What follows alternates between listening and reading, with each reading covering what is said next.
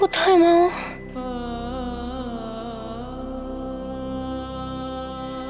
বাবা, জেঠুমনি, তোমরা কিছু বলছো না কেন?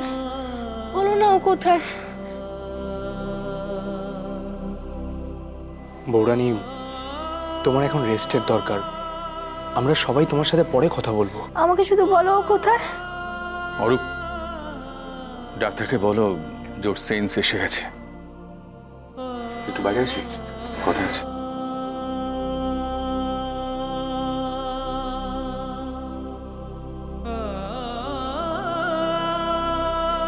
বৌরানী, তুমি তুমি রেস্ট নাও, আমরা সবাই বাইরে আছি। তোমার দাদা ভাই কোথায় ভাই? আমাকে ছুঁয়ে বলো ভাই, ও কোথায়? চুপ করে থেকো না ভাই, বলো ও কোথায়? কেন চুপ করে আছো? বলো না, বলো ভাই, বলো আমাকে ও কোথায় ভাই, বলো বলো। সব শেষ হয়ে গেছে বৌরানী, দাদা ভাই আর নেই।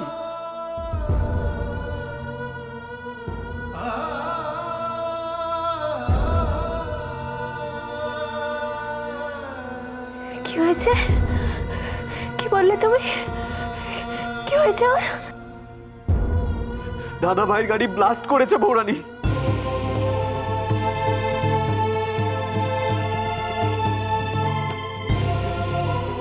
সেটা তোমার চোখের সামনেই হয়েছে, কিন্তু ওর কিছু হয়নি ভাই। কি বলছো তুমি? মা, ভাই সব কি বলছে? তুমি চুপ করে শুনছো কেন? এটা তো হতেই পারে না। মা, আমি নিষ্ঠা করে ওর জন্য ব্রত করেছি, তুমি জানো না? ও নিজে হাতে আমাকে জল খাইয়ে দিয়েছে, ওর কিচ্ছু হয়নি। ও ছিল ওর কিচ্ছু হয়নি, আমি দেখেছি মা। ও ছিল ভাই, ও ছিল আমার কাছে, ওর কিচ্ছু হয়নি মা, কিচ্ছু হয়নি। আপনারা ওনাকে একটু একা ছেড়ে দিন প্লিজ, একটু বেড়ে যান সবাই। তোমরা কেউ আমার কথা বিশ্বাস করছো না কেন? মা ছিল, মা ছিল। শান্ত হও কর্ণ, ছিল, শান্ত হও। ছিল।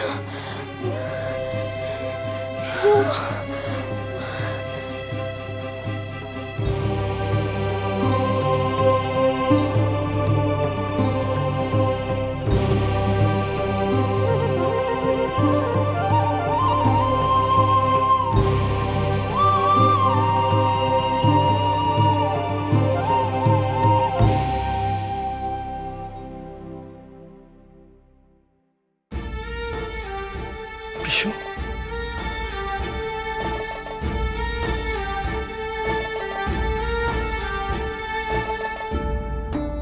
এসব কি পার্থ?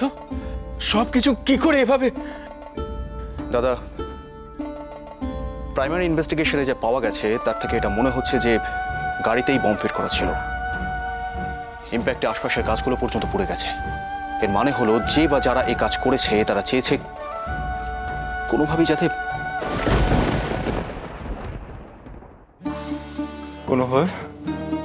কোনোভাবে কি পারত? সাত্তুকে? না না, অসম্ভব, এটা হতে পারে না পারত। ছিল না, সাত্তুকে ওখানে ছিল না পারত।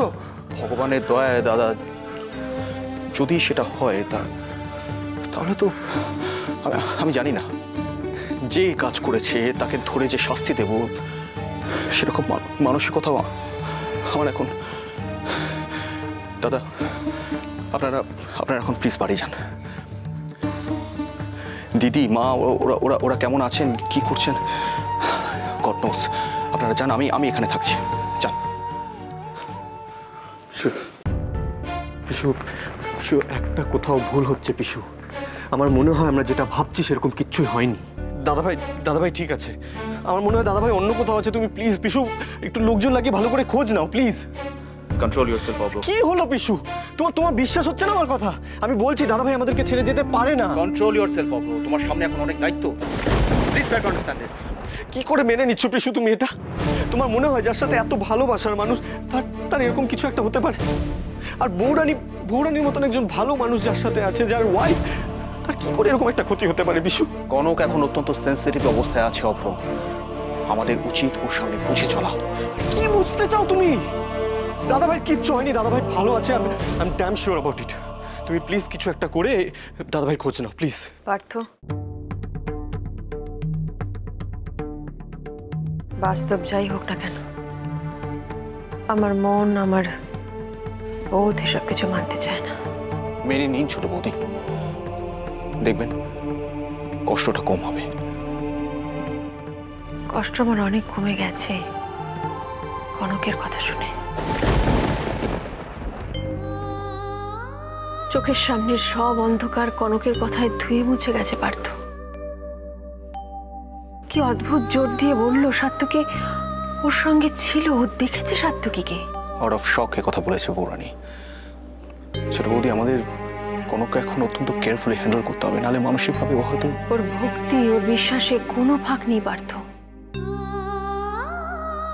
ও মন প্রাণ উজাড় করে সাত্তুকের দীর্ঘায়ু কামনা করেছে। কি করে ওর বিশ্বাস ভুল হবে বলো তো? না না, আমাদের সাত্তুকি আমাদের ছেড়ে কোথাও যেতে পারে না। ও যেখানেই যাক ফিরে ওকে আসতেই হবে।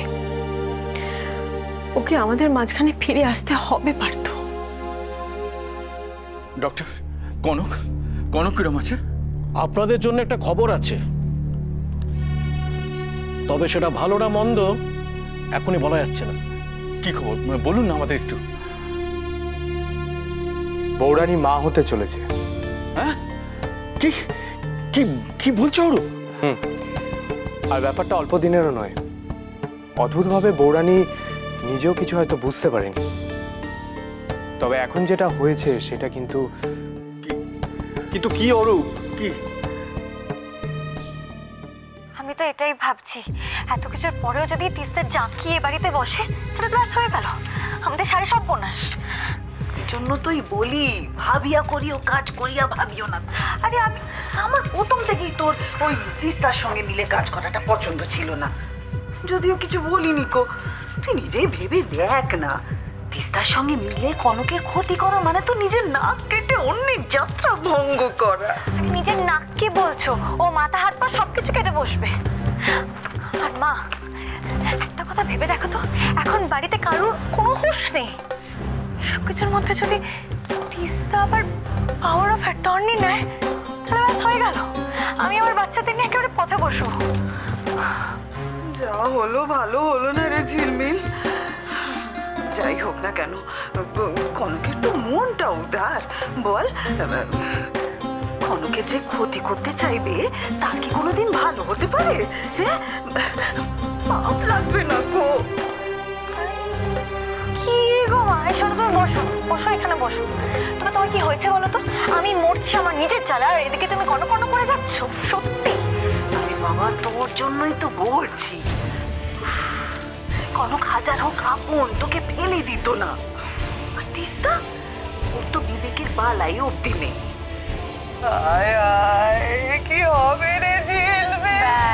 শুরু হয়ে গেল। আর শোনো, চুপ করো তো, বিলাপ করাটা না তোমার একটা রোগ, বুঝলে? আরে যা হওয়াটা হয়ে গেছে, এখন কি করবো? দরকার একটু চুপ করো তো। এবার আমাকে ইমিডিয়েটলি কিছু একটা ভাবতেই হবে।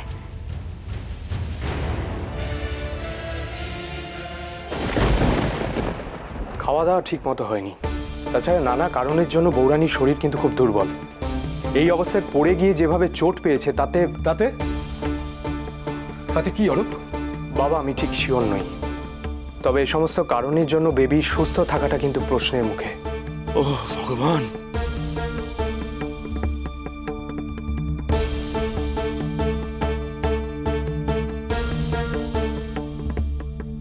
Arup, do something please. বেবির সুস্থ থাকাটা আমাদের সবার জন্য খুব জরুরি। বিশু, আমরা যথাসাধ্য চেষ্টা করব, কিন্তু বৌরানী নিজে স্বাভাবিক না হলে আমাদের হাত পা বাঁধা। ভগবানের ওপর ভরসা রাখো। ভগবানের ওপর থেকে তো ভরসাই উঠে গেছে আমাদের। কি হচ্ছে এসব? আর কেন আমাদের সাথেই বারবার এসব হচ্ছে? জীবন এরকমই অনিশ্চিত অব্র। জীবনে আমাদের কাজ জন্য যে কোন মোড়ে কি অপেক্ষা করে আছে আমরা নিজেরাও জানি না। এরকম একটা খবর পাওয়ার পর খুশি হব নাকি কিভাবে রিঅ্যাক্ট করব, উই ডোন্ট নো। দাদা আপনারা যান, আমি থাকছি এখানে। আমি থাকবো এখানে বৌরানির সাথে। ট্রাই টু বি প্র্যাকটিক্যাল অভ্র। কাল থেকে যা চলছে তারপর তোমাদের সকলে এখন বাড়ি যাওয়াটা অত্যন্ত জরুরি। আর তুমি পারছো, তুমিও তো। দাদা এতক্ষণ না আমার মাথা কাজ করছিল না, কিন্তু এই খবরটা পাওয়ার পর এখন আমি বুঝতে পারছি যে না, সবটা শেষ হয়ে যায়নি।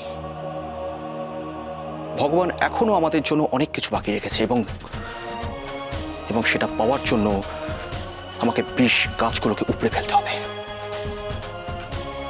যাতে ধরা পড়ে যাওয়ার পর আমি যাকে সন্দেহ করছি সে আর আইনের ফাঁক গলে বেরিয়ে যেতে না পারে।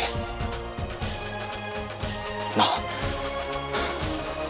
দাদা, আপনারা বাড়ি চলে যান, আমাকে এখন অনেকের সঙ্গে কথা বলতে হবে।